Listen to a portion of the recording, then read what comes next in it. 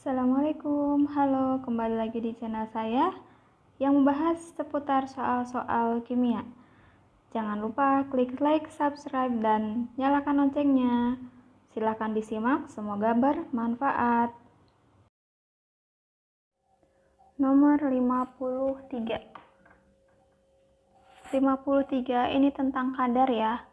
Dolomit merupakan mineral karbonat yang mengandung kalsium dan magnesium. Rumus molekulnya CaMgCO3 2 kali.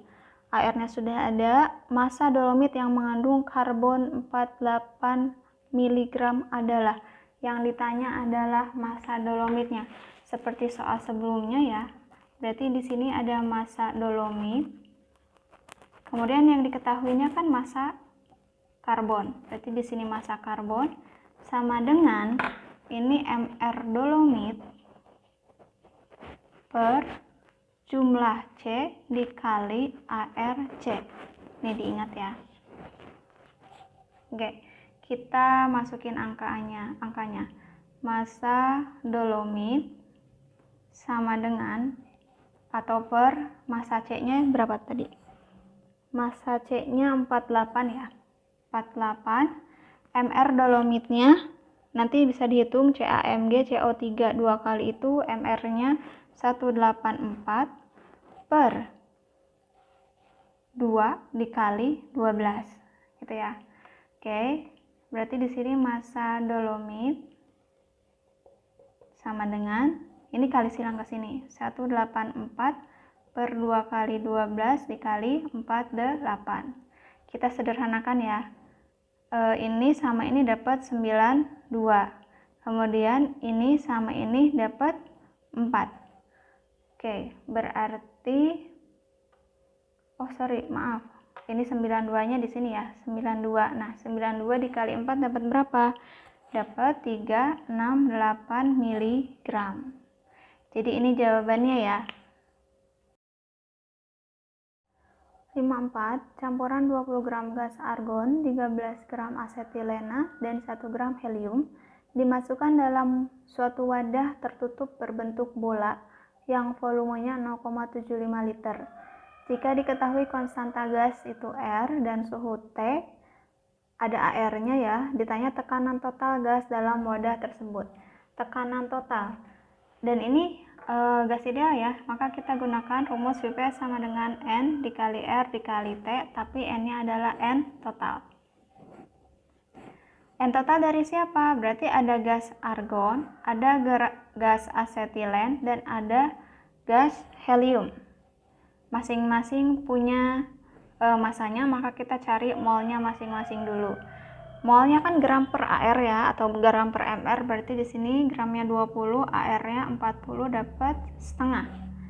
Ini gramnya 13 gram, MR-nya 26, dapat setengah. Dan helium gramnya 1, AR-nya 4, dapat 1/4. Maka nanti mol total itu kita jumlahkan aja ya. Setengah ditambah setengah ditambah 1/4 itu jadi berapa? Oke, kita samakan penyebutnya. Berarti ini 2/4 ditambah 2/4 ditambah 1/4. Jadi dapat 5/4 mol. Oke, ini dapat molnya. Kita masukkan ke rumus VVN-RT ini. Yang ditanya adalah P-nya, tekanannya. Sementara volumenya ada 0,75 atau kita bikin pecahan jadi 3/4 liter sama dengan molnya, berarti yang ini 5/4, R-nya tetap, T-nya tetap. Oke, berarti ini coret-coret, jadi P-nya adalah 5/3 RT. Gini, ini gak ada jawabannya ya. Mungkin gak tahu yang ini siapa yang salah, tapi mudah-mudahan saya benar. Terima kasih. Nomor 55. Suatu larutan penyangga dibuat dengan mencampurkan 45 ml HC3H5O2. Berarti ada, ini nomor 55. Ada HC3H5O2 sebanyak 45 ml 0,2 molar. dia dicampurkan dengan NaC3H5O2 sebanyak 55 ml dengan konsentrasi 0,1 molar. Seperti ini. Nah, kemudian jika ke dalam sistem tersebut ditambahkan 40 mg NaOH, ke dalam sistem ini ditambahkan 40 mg NaOH, nanti yang ditanyakan adalah rasio si HC3H5O2 berbanding C3H5O2-. Ini yang ditanyakannya berapa rasionya gitu ya. Oke, nggak harus pakai ini juga nggak masalah ya. Nah, harus pakai ini. Jadi yang ditanyakan rasionya berapa. Ini buffernya udah jadi, maka kita langsung tambahkan aja ya. HC3H5O2 dia bersifat asam dan dia bersifat basa.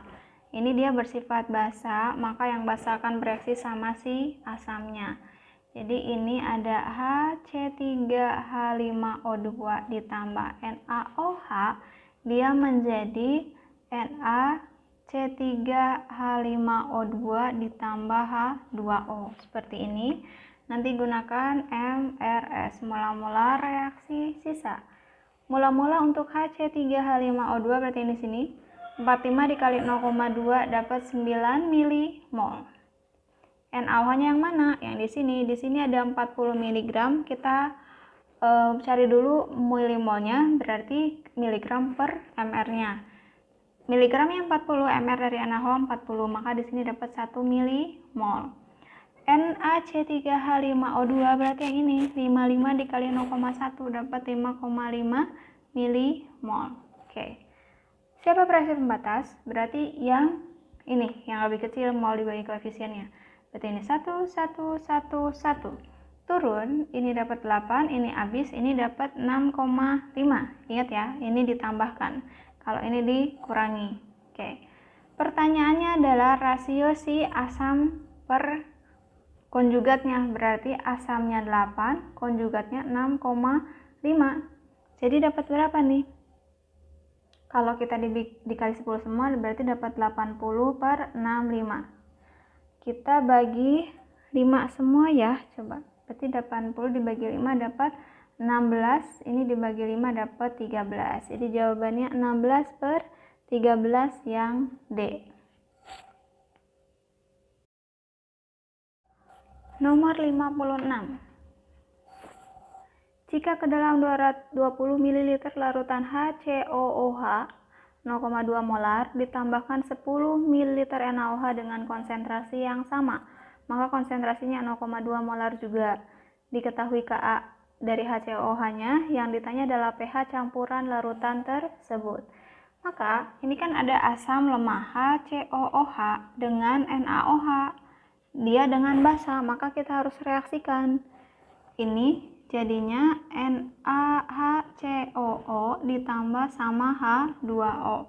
Gunakan MRS karena masih asam dengan basa.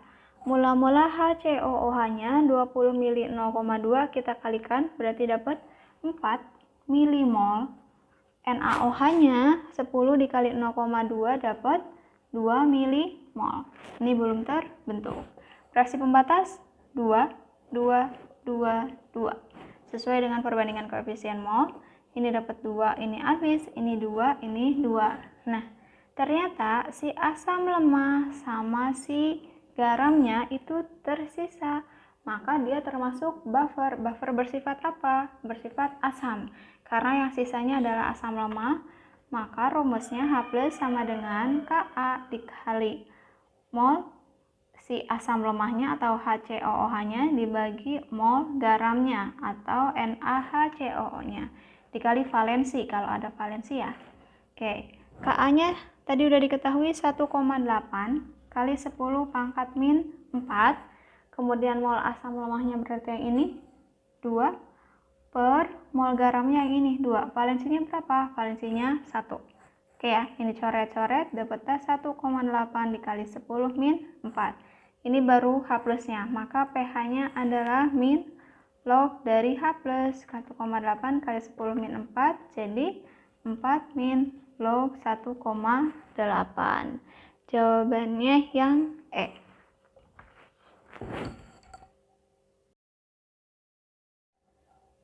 Oke ya, nomor 57 saya nggak bahas lagi karena udah di soal video sebelumnya, itu sama soalnya. Kita ke nomor 58. Diketahui potensial reduksi standar sebagai berikut. Ada CD, CU, CO sama BA. Ini nanti urutkan dulu aja berdasarkan potensial selnya ya. Yang paling kecil itu di kiri. Siapa yang paling kecil? Si BA. Berarti BA dulu sebelah kiri. Setelah BA ada CO. Ada CD dulu ya. CD dia lebih kecil. BA, CD, kemudian CO, dan yang paling besar adalah CU. Oke, seperti ini. Maka sesuai dengan prinsip dari deret volta, semakin ke kanan nilai SL-nya semakin besar, maka reaksinya reaksi reduksi terjadi di katoda. Nah, oke, kita bandingkan nih biar cara cepatnya ya. Yang mana katanya notasi sel yang reaksinya berlangsung spontan pada keadaan standar tuh yang mana? Ini kalau ini reaksi reduksi terjadi di katoda. Kalau cara penulisan diagram sel atau notasi sel, ini itu anoda dulu. Anoda, yang ini yang katoda. Oke. Nah, kalau misalnya untuk soal nomor 1, ada BA sama CU. Kita lihat BA di sini, CU di sini. Oke, maka otomatis yang harusnya di katoda siapa? Si CU yang sebelah kanannya. Maka betulkah di sini? Ternyata benar, katodanya tuh si CU. Maka ini reaksinya berjalan spontan, gitu ya. Kemudian nomor 2, lihat CU sama CD. Ini CU, ini CD, ini saya hapus. Yang mana yang harus di katoda? Yang harus di katoda adalah si CU. Ternyata katodanya CD. Ya salah. Itu ya. Kemudian kita lihat kayak gini, BA sama CD. BA di sini, CD di sini. CU saya hapus. BA sama CD. Yang harusnya di katoda berarti yang kanan, berarti si CD. CD di katoda nih, berarti betul. Kemudian cek yang ini, CO sama CU. CO yang ini, CU yang ini. Berarti yang harusnya di katoda siapa? Si CU. CU di katoda. Ini benar ya? Oke, jadi jawabannya apa nih kalau seperti ini? Agak aneh ya. Oke lah, yang pasti kalian nanti tahu kalau misalnya prinsipnya dia dari deret volta itu semakin kanan dia semakin besar SL-nya, maka reaksinya reduksi dan reduksi terjadi di katoda. Kalau notasi sel itu dia yang ditulis anoda dulu, baru kemudian katoda. Kemudian untuk mencari cara cepatnya kita bandingkan aja dari udah dideretkan di sini, kita lihat BA sama CU yang lebih kanan, berarti itu di reduksi gitu. Soal 59. Manakah pernyataan yang benar dari 4 struktur senyawa organik berikut? Ini sudah saya gambarkan dan di sini saya sudah tuliskan juga isomer posisi itu kalau rantai induknya sama, posisi gugus fungsinya beda. Rantai induknya harus sama dulu ya. Nah, kemudian isomer rantai itu rantai induknya beda. Isomer geometri itu untuk C-strand. Jadi isomer geometri hanya dimiliki oleh alkena. Untuk sementara ini hanya dimiliki oleh alkena. Oke, kita lihat pernyataan yang benarnya. Senyawa A dan B merupakan isomer posisi. A sama B isomer posisi. Betulkah? Nah, gugus fungsi apa di A? Ini ada COO, berarti ada gugus fungsi ester. Ini juga COO, gugus fungsi ester juga. Tapi rantai induknya kan kalau isomer posisi harus sama. Kalau di sini rantai induknya 1, 2, 3. Ada 3C rantai induknya, sementara di sini 1, 2. Ada 2C. Maka pernyataan A salah ya, karena rantai induknya beda. Oke. Kemudian nomor 2-nya, senyawa B dan C yang merupakan isomer rantai. B dan C isomer rantai. Nah, isomer rantai itu kalau rantai induknya beda, tapi gugus fungsinya sama ya. Kalau di sini udah jelas beda. Kalau di sini gugus fungsi ester, kalau di sini gugus fungsinya apa? Asam karboksilat. Karboksilat karena ada COOH. Oke, berarti yang yang nomor 2 juga salah. Yang nomor 3-nya, senyawa B dan D merupakan isomer geometri. B sama D isomer geometri? Enggak ya, karena dia ester. Kalau dia asam karboksilat, maka bukan isomer geometri. Karboksilat. Oke, berarti pernyataan 3 salah. 4, senyawa C dan D merupakan isomer rantai. C sama D merupakan isomer rantai. Isomer rantai kalau rantai induknya beda tapi gugus fungsinya sama. Ini gugus fungsinya udah sama. Kita cek kalau rantai induk di sini ada berapa C? 1, 2, 3, 4. Di sini ada 4 C. Kalau di sini ada berapa? 1, 2, 3. Ada 3 C. Ini dia sebagai alkil atau cabang. Gitu ya. Jadi pernyataan yang benar adalah yang 4 saja. 4 saja berarti jawabannya D. 60, soal terakhir. Spesies yang terdapat dalam larutan natrium asetat dalam air. Natrium asetat berarti CH3COONa dalam air, berarti dihidrolisis. Kita uraikan dulu menjadi ion-ionnya, berarti ini CH3COO- dan Na+. Kalau yang hidrolisis, yang ditambahkan air, yang bereaksi sama air adalah ion dari asam atau basa lemah. Yang lemah di sini adalah CH3COO- ya. CH3COO- ditambah H2O, dia akan menjadi apa? Akan menjadi CH3COOH ditambah sama OH-. Nah, kalau Na-nya, si Na plus ditambah air, dia tidak akan terjadi reaksi karena Na-nya dari basa kuat. Maka, yang ini juga ya, H2O itu kalau diuraikan jadi H plus sama OH-. Oke, jadi spesies yang ada di larutan itu ada CH3COO-, ada Na+, ada H+, OH-, CH3COOH. Oke, berarti kita lihat jawabannya. Nomor 1, ion Na+, ada. 2, molekul CH3COOH ada. Ketiga, ion OH-, di sini ada atau di sini ya, boleh sama aja. Yang 4, ion H3O+. H3O+ itu sama seperti H+, maka yang ini ya. Jadi jawabannya betul semua berarti yang E gitu ya. Oke, ini soal terakhir. Kalau ada pertanyaan atau sanggahan atau apapun itu unek-unek, silahkan tulis di kolom komentar. Nanti kita akan bahas bersama. Jangan lupa di like, subscribe, dan nyalakan loncengnya ya, biar nggak ketinggalan materi selanjutnya. Terima kasih.